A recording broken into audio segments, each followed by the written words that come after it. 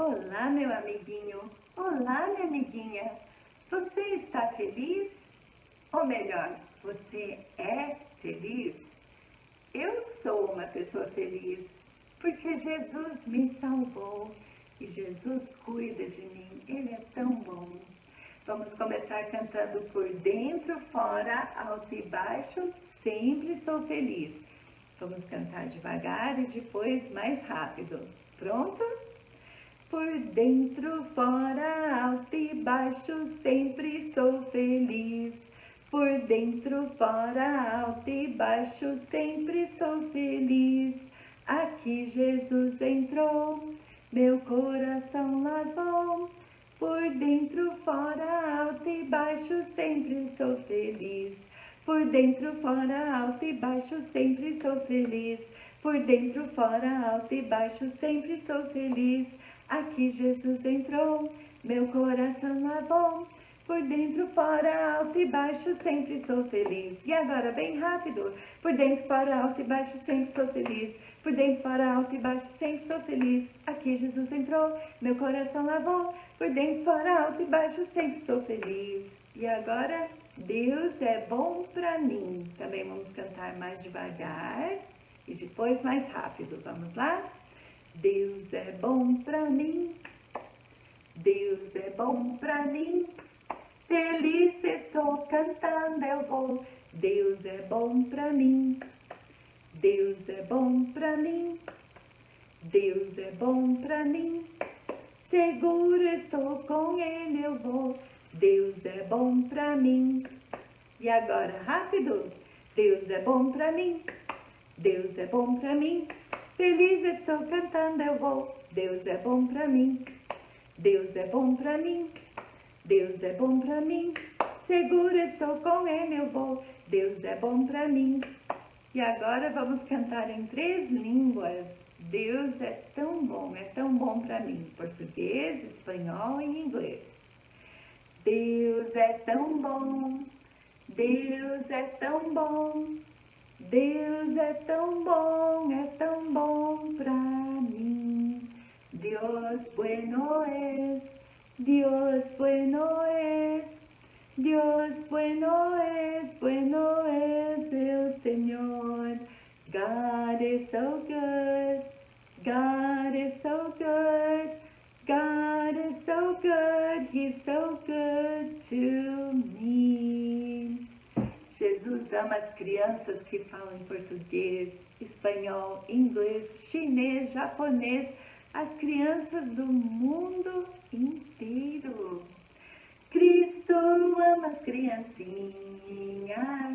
deste mundo ao derredor. Quer chinesas, quer hindus, esquimós ou índios nus, Cristo ama as criancinhas com fervor. Cristo ama as criancinhas do Brasil e do Japão. Quer lourinhas, quer de cor, Ele as chama com amor. Cristo ama as criancinhas como são. Cristo nos ama tanto que morreu na cruz para nos salvar.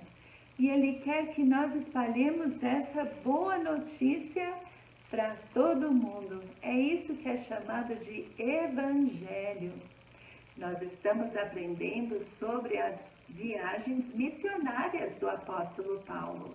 Mas eu e você podemos ser missionários também. Vamos cantar sobre isso. Posso ser um missionáriozinho se falar de Cristo ao companheirinho. Posso trabalhar em minha terra, manda-me, pois, Senhor. Não preciso atravessar os mares para dar aos outros novas salutares. Posso fornecer sustento aos outros que meu Senhor mandou. Hei de orar e trabalhar fielmente, caso Deus me chame, seguirei contente para os campos que vão branquejando, dispõe de mim, Senhor. O apóstolo Paulo pregava sobre o caminho. Qual caminho que é esse? Jesus disse assim: eu sou o caminho, a verdade e a vida. Ninguém vem ao Pai senão por mim. O caminho é o Senhor Jesus Cristo. Vamos cantar sobre isso. Há um caminho cheio de luz e nenhum outro há, e esse é só Jesus. Uma verdade jorra da cruz, vida temos em Jesus. Agora chegou o momento da nossa história. Você está sentado, bem confortável? Vamos cantar Alô, alô, aqui estamos nós. E depois vamos entrar na nossa lição. Alô, alô, aqui estamos nós. Alô, alô, ao ouvir de Cristo a voz. Quietinhos vamos, pois, ficar e a Bíblia estudar e aprender a Jesus amar. Crianças, lembra, algumas semanas atrás nós aprendemos sobre Paulo e Silas, quando eles foram para Filipos. Lá eles foram presos, foram para uma prisão terrível, um calabouço, um lugar muito ruim. Mas ao invés de reclamar, eles cantaram e louvaram a Deus.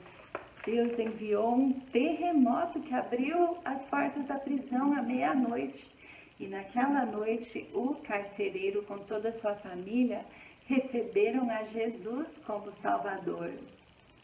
Bom, antes de ir para Filipos, aqui na Macedônia, o desejo do apóstolo Paulo tinha sido de ir para a Ásia, mas o Espírito Santo lhe impediu, o mandou lá para pregar em Macedônia. E depois ele foi para Bereia, Tessalônica, Atenas, Corinto. Semana passada nós aprendemos sobre o tempo que o apóstolo Paulo passou em Corinto. Lá ele havia morado junto com Áquila e Priscila, que como ele eram fazedores de tendas, e o apóstolo Paulo havia os discipulado, ensinado mais e mais sobre Deus, se tornaram grandes amigos, eles se tornaram cooperadores do apóstolo Paulo. E então, depois de ganhar muitas almas para Cristo em Corinto, os três embarcaram para Éfeso, lá na Ásia.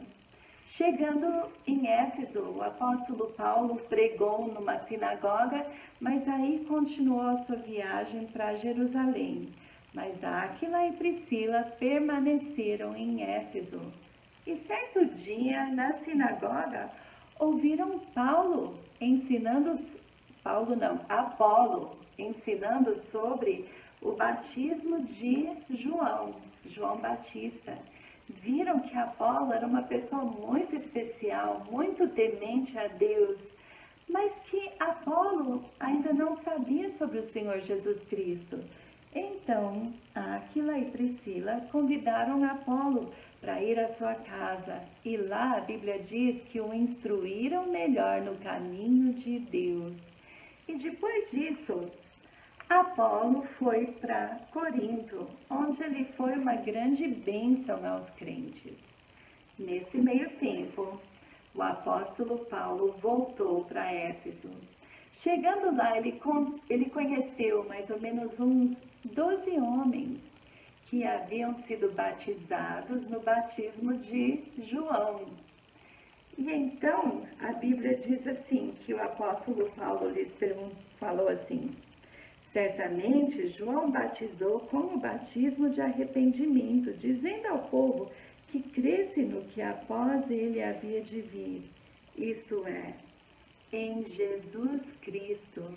E então os que ouviram foram batizados em nome do Senhor Jesus. O apóstolo Paulo ficou mais ou menos uns 3 anos em Éfeso, pregando o Evangelho. E a Bíblia diz que nesse meio tempo quase toda a Ásia ouviu sobre o Senhor Jesus. A Bíblia diz que caiu temor sobre todos eles e o nome do Senhor Jesus era engrandecido. E também diz assim que a palavra do Senhor crescia poderosamente e prevalecia. Que alegria! Mas crianças, lembra que eu falei para vocês que onde Paulo pregava, ou havia um avivamento ou um alvoroço? Em Éfeso foi assim também. Havia muita alegria, um grande avivamento, tantas pessoas recebendo Jesus como Salvador. Mas, por outro lado, a Bíblia diz que naquele mesmo tempo houve um não pequeno alvoroço acerca do caminho. Demétrio era um ourives. Ele fazia estátuas ou ídolos da Diana, que era a deusa dos Éfesos.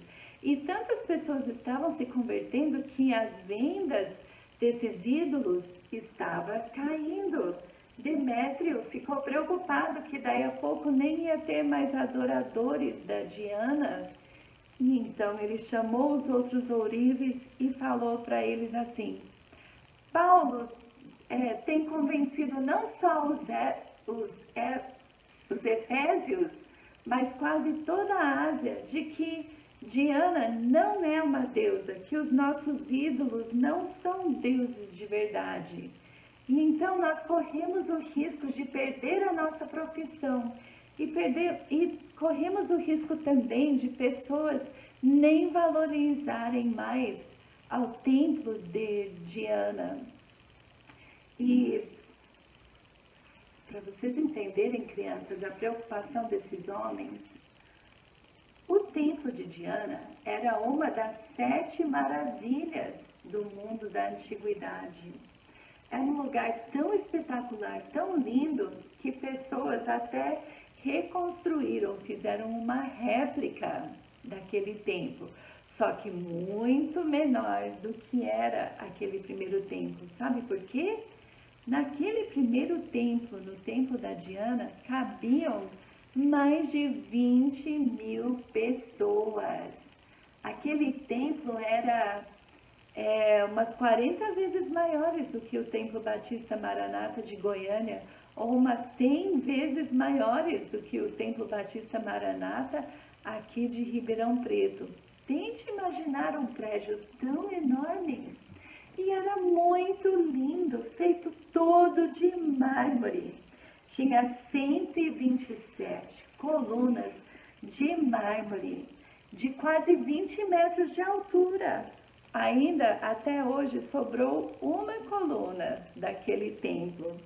Ao lado dessa coluna tem um adulto, tem uma pessoa. Olha só o tamanho dessa pessoa em relação à altura da coluna. Imagina que prédio imenso, magnífico que era aquele, e cheio de pedras preciosas, um lugar lindo demais. Então os ourives ficaram preocupados que as pessoas nem iriam valorizar mais esse templo, que iriam parar de adorar a Diana e que eles iam perder as suas profissões.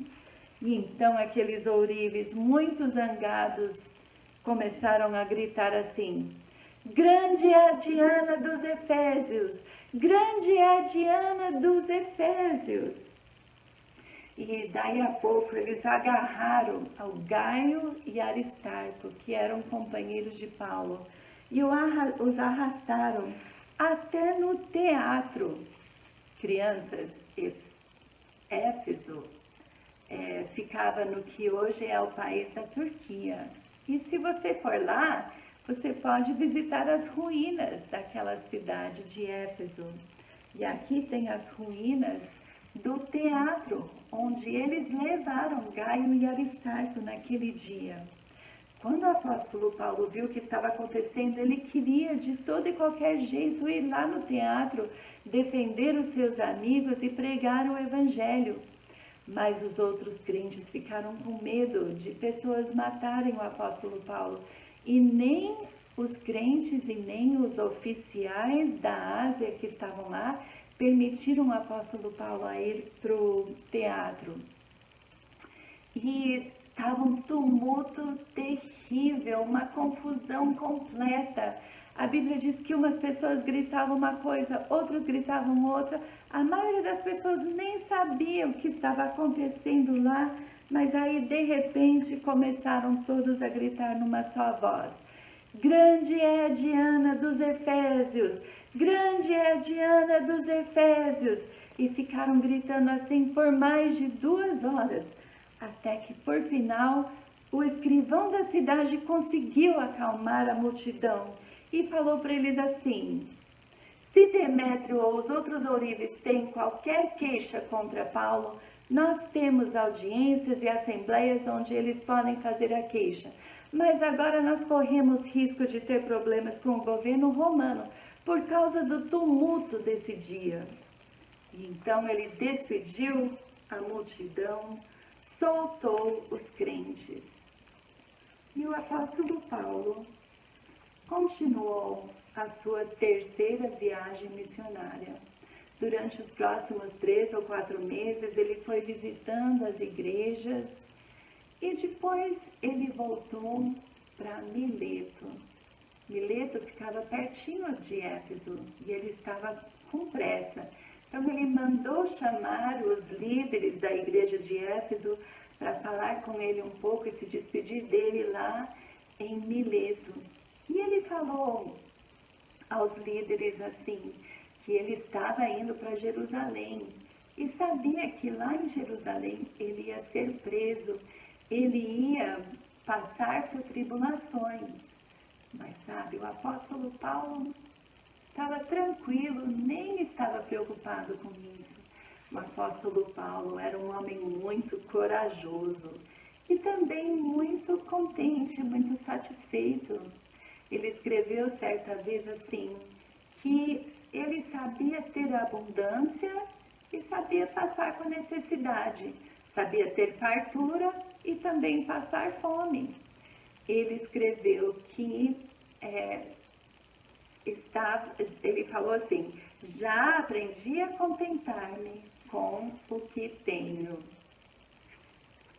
E então depois, eu queria ler esse versículo para vocês. Ele falou assim para os líderes da igreja de Éfeso, ele falou assim: de nada faço questão, nem tenho a minha vida por preciosa, contanto que cumpra com alegria a minha carreira e o ministério que recebi do Senhor Jesus, para dar testemunho do Evangelho da graça de Deus. E depois, os líderes todos ajoelharam e oraram com o apóstolo Paulo e o acompanharam até no navio, o abraçaram e choraram, porque o apóstolo Paulo falou para eles que nunca mais eles iriam se encontrar. Mas lá em Éfeso, crianças, se formou uma igreja muito boa, muito forte. E sabe onde que essa igreja se encontrava? Na casa de Áquila e Priscila. Quando eles moravam em Corinto, o apóstolo Paulo os discipulou, os ensinou mais e mais sobre os caminhos de Deus. Depois, quando Áquila e Priscila mudaram para Éfeso, eles discipularam ao Apolo, lembra? E quando a igreja se iniciou naquela cidade, abriram as portas da sua casa para abrigar aquela igreja. E sabe quem foi o pastor da igreja de Éfeso? Foi Timóteo, aquele jovem que o apóstolo Paulo havia conhecido em Listra. Timóteo que, desde criança, havia aprendido as histórias da Bíblia com sua mãe e sua avó. Muitas vezes o apóstolo Paulo chamou Timóteo seu filho, filho na fé. É assim que o Evangelho vai se espalhando, crianças. Uma pessoa ganha outra para Cristo, discipula aquela pessoa, ensina tudo sobre os caminhos de Deus, fortalece aquela pessoa e em seguida aquela pessoa vai e ganha outra para Cristo e assim por diante. E é assim que nós fazemos até nos dias de hoje, sabe? Assim, nós obedecemos ao que o Senhor Jesus pediu de nós logo antes dele voltar ao céu. Em Mateus 28, versículos 19 e 20, Jesus disse assim: portanto, ide, fazei discípulos de todas as nações, batizando-os em nome do Pai, do Filho e do Espírito Santo, ensinando-os a guardar todas as coisas que eu vos tenho mandado. E eis que eu estou convosco todos os dias, até a consumação dos séculos. Vamos orar. Querido Pai, nós te agradecemos pelo seu imenso amor por nós, por ter mandado Jesus aqui para o mundo para receber o castigo que nós merecíamos, a morte. Jesus veio e morreu na cruz, carregou sobre si os nossos pecados para poder nos salvar. E eu oro, Pai, que se alguém está assistindo essa aula, que ainda não recebeu ao Senhor como Salvador, que possa orar hoje e falar: Senhor, me perdoe, me salve, venha morar no meu coração. E Pai, eu peço por todos nós que já somos os seus filhos, que possamos te amar de todo o coração, ser corajosos como o apóstolo Paulo, Pai, e que possamos amar aos outros também, Pai, porque quando nós amamos ao Senhor e amamos ao próximo, nós temos o desejo de abrir nossas bocas e pregar o Evangelho a elas.